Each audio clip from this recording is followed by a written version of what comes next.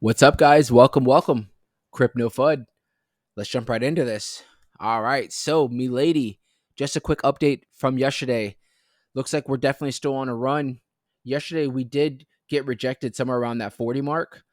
As you can see right here at the 236 fib, we definitely basically hit it, went a little bit above it on the actual chart, and got rejected.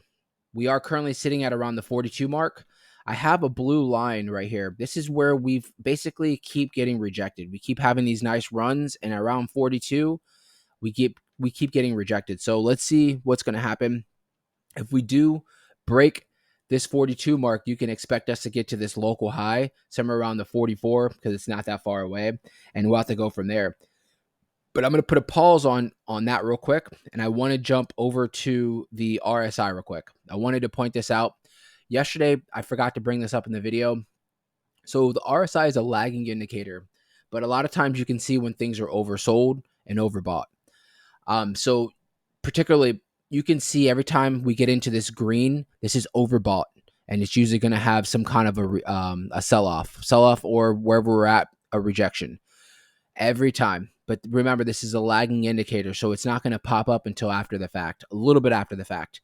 So you can look at this drop, or this basically this run up and this drop, particularly. If you can see, we jumped into this green, which was overbought, and we basically got rejected, right?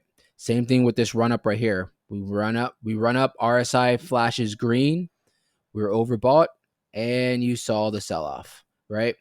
And when we dropped down to these little lows right here, wasn't a all-time low or anything like that, but when we dropped down to this little valley right here, this little low, you can see it was the flip side.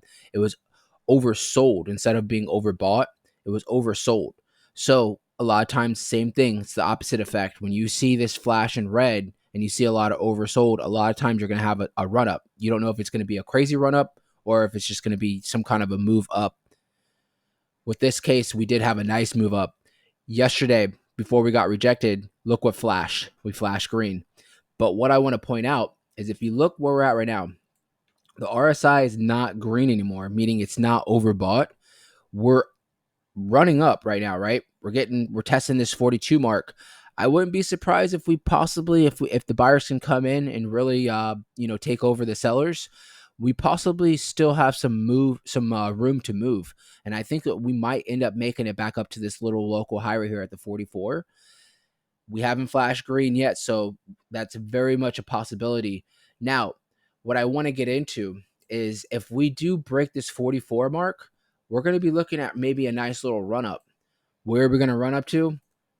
Only time will tell, but there is little spots that I can give you guys as little spots that are going to be some resistance. And the first spot of resistance that I am seeing here is going to be that 50 mark. The 50 mark is going to be definitely a spot that we're going to retest. Who knows, if we're on a crazy run, we might break through, but the 50 mark is going to be a spot that you're going to see where we're going to definitely get rejected if we're not flying.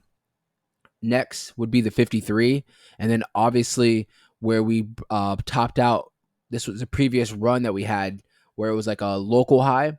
Somewhere around that 62, 63 mark is going to be the ultimate spot. This blue line that will need to come eventually, get up there and start retesting, and that's when we'll start talking about maybe getting to some new highs. But until then, Milady looks great. Just an update from yesterday. We definitely are still on a run. Like we always specify, Milady has such a small market cap. This thing can definitely move any direction it wants, right? Doesn't take much for it to move up, doesn't take much for it to move down. Market cap sitting at around 30, $32 million. So even when you see just a million, two, $3, $4 million of volume come in, that's you see a lot of volatility in the project because, like I keep saying, that $3 million is 10% of the whole market cap, meaning this thing could move. It can fluctuate very fast. So, which honestly, in my eyes, is a good thing. Milady's coins already in circulation, full circulation, and it has a small market cap. Those are two things that I always look at when I'm buying into projects for the long term. Is where's the market cap at? Is the market cap at $100 billion? Well, then if it's not Ethereum, it's going to have a rough time, really moving up. And it could be a safer bet. But at the same time, if you're in this for the thrills and to make the money, when you're up to $100 billion, it's hard to 10x on that, because now you're talking about $1 trillion, right? But when you're talking about a project that's $30 million, for it to 10x is only $300 million.